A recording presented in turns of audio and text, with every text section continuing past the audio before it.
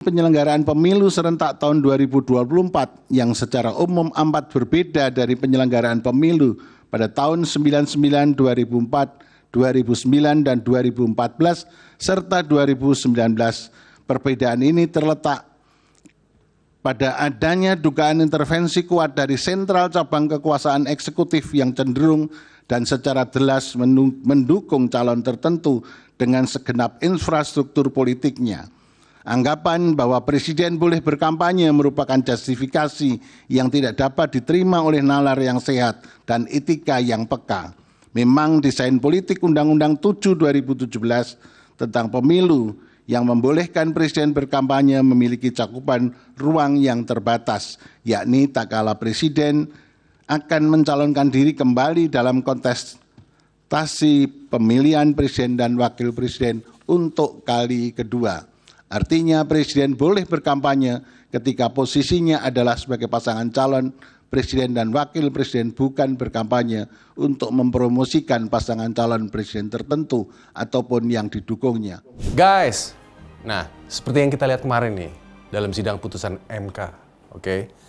Seluruh petitum yang diajukan oleh paslon 01 dan 3 kan ditolak, iya kan? Nah, tapi kan ada kejadian menarik guys. Putusan ini menarik karena menampilkan perbedaan pendapat. Ini yang signifikan loh di antara para hakim internal mereka. Nah, dengan posisi yang menolak 5 hakim nih dan yang menerima apa? 3 hakim. Ini sesuatu yang belum pernah terjadi guys. Sejak PHPU pertama yang digelar pada tahun 2004. Dari 8 hakim, 3 diantaranya nih, Arief Hidayat, Saldi Isra, dan Eni Nurbaningsih, ini menyatakan dissenting opinion guys. Nah ini guys yang menggarisbawahi bahwa putusan ini tidak diambil secara bulat. Nah, menarik nih. Nah, pendapat berbeda ini merupakan yang pertama loh terjadi dalam sejarah penyelesaian PHPU sejak tahun 2004. Nah sekarang gue coba bahas ya secara singkat aja nih tentang dissenting opinion. Oke, ini singkat. Ini gue bahas bukan karena gue belum move on. Oke, bukan. Ini gue akan coba bahas secara singkat agar kejadian seperti ini harapan gue ya, tidak terjadi lagi sampai kapanpun di pemilu di Indonesia. Oke, gue jabarin nih singkat. Sebagai hakim senior dan bergelar profesor, Hakim Arief Hidayat nih menilai guys, pemilu 2024 ini sangat berbeda dari pemilu-pemilu sebelumnya. Nah, Hakim Arief mengatakan guys, pemilu 2024 ini secara umum amat berbeda dibanding dengan pemilu tahun nih 1999, 2004, 2009, 2014, bahkan kemarin 2019. Oke. Nah, beliau menekankan ada dugaan nih. Ini dugaan ya, intervensi kuat dari eksekutif yang mendukung calon tertentu. Nah, Hakim MK Arief Hidayat dengan tegas ini menyatakan bahwa apa yang dilakukan oleh Presiden Jokowi sebagai upaya menyuburkan politik dinasti dan nepotisme sempit. Menurutnya, ini terjadi pelanggaran pemilu yang terstruktur dan sistematis.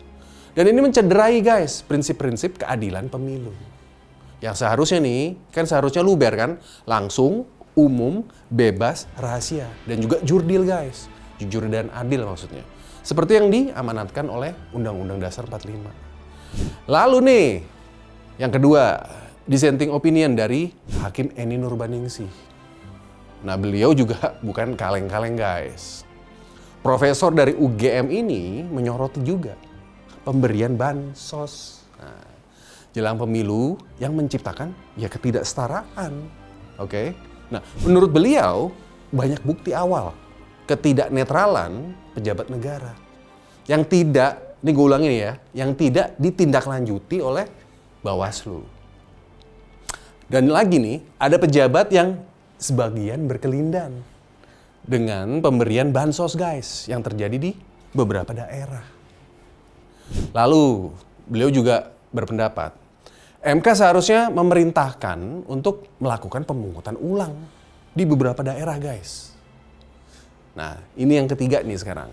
Sementara dissenting opinion nih dari Hakim Saldi Isra, ini beliau juga profesor dari Universitas Andalas. Bukan sembarangan orang juga, guys. Nah, Saldi, ini beliau mengamati ketidaknetralan beberapa pejabat negara. Beliau juga menyarankan kemungkinan pemungutan ulang nih di beberapa daerah. Nah, Hakim Saldi juga menyatakan terjadi ketidaknetralan sebagian PJ kepala daerah. Nah, ini yang menyebabkan pemilu menjadi tidak jurdil, guys, menurutnya. Hakim Saldi juga menyatakan politisi bansos dan mobilisasi aparat beralasan menurut hukum. Nah, menurut beliau, Pilpres 2024 ini telah sesuai dengan aturan. Tapi tidak ada jaminan berjalan secara jujur. Nah, lalu nih, penolakan petitum oleh Hakim MK disertai dengan dissenting opinion, ini nggak main-main loh, 3 hakim loh. Ini mengirimkan pesan keras, guys, tentang kebutuhan transparansi dan keadilan dalam pemilu. Nah, pesan ini juga menunjukkan adanya perbedaan pendapat. Perbedaan pendapatnya yang signifikan loh di internal mereka sendiri, hakim konstitusi. Oke. Ini mengindikasikan, guys, adanya 2 pandangan yang berbeda kalau menurut gua mengenai tata cara penegakan hukum dan prinsip-prinsip demokrasi. Bisa juga nih kita tarik kesimpulan, dapat dikatakan nih hakim progresif sementara ini kalah jumlah suara dengan hakim yang konservatif. Nah, dinamika pendapat yang terjadi menggambarkan pertarungan antara pandangan progresif dan konservatif di dalam lembaga peradilan. Putusan ini membangun premis bahwa publik memiliki hak kok untuk menganalisis boleh-boleh aja yang telah menjadi milik umum, iya kan? Ini kan keputusannya udah menjadi milik umum. Oke, guys, dengan menuju sunsetnya nih masa jabatan Presiden Jokowi, putusan ini juga menandai awal era baru, guys, politik Indonesia yang akan dipimpin oleh Prabowo Subianto. Peristiwa ini tidak hanya penting dalam konteks sengketa pemilu, menurut gue ya, tetapi juga sebagai cerminan kita semua. Dari bagaimana prinsip-prinsip demokrasi diperjuangkan dan diidentifikasi ulang loh dalam jurisprudensi Indonesia. Putusan MK ini, terutama dengan adanya nih dissenting opinion, menunjukkan pentingnya pertimbangan hukum yang progresif lah dalam memeriksa pelanggaran asas-asas pemilu nanti nextnya ke depan. Oke? Untuk pemimpin baru kita nih, Pak Prabowo, saya ucapkan selamat, Pak. Walau gua bukan pemilih beliau, guys. Tapi jika sudah nih diputuskan oleh MK, ya udah. Gua hormati, guys. Kita dukung kebijakannya yang pro dengan rakyat. Dan ya kita kritik habis-habisan, guys. Jika nanti nih ke depannya kebijakannya yang membelakangi rakyat kebanyakan. Oke? Ini banyak tantangan berat di depan sana. Semoga amanah. Dan jangan kecewakan yang sudah memilih Bapak, Pak. Buat kawan-kawan seperjuangan, jangan kecil hati, bos. Kita sudah memberikan perlawanan yang sekeras-kerasnya, ya nggak? Nah, dan yang paling penting, sehormat-hormatnya. Gue Singgi, ciao.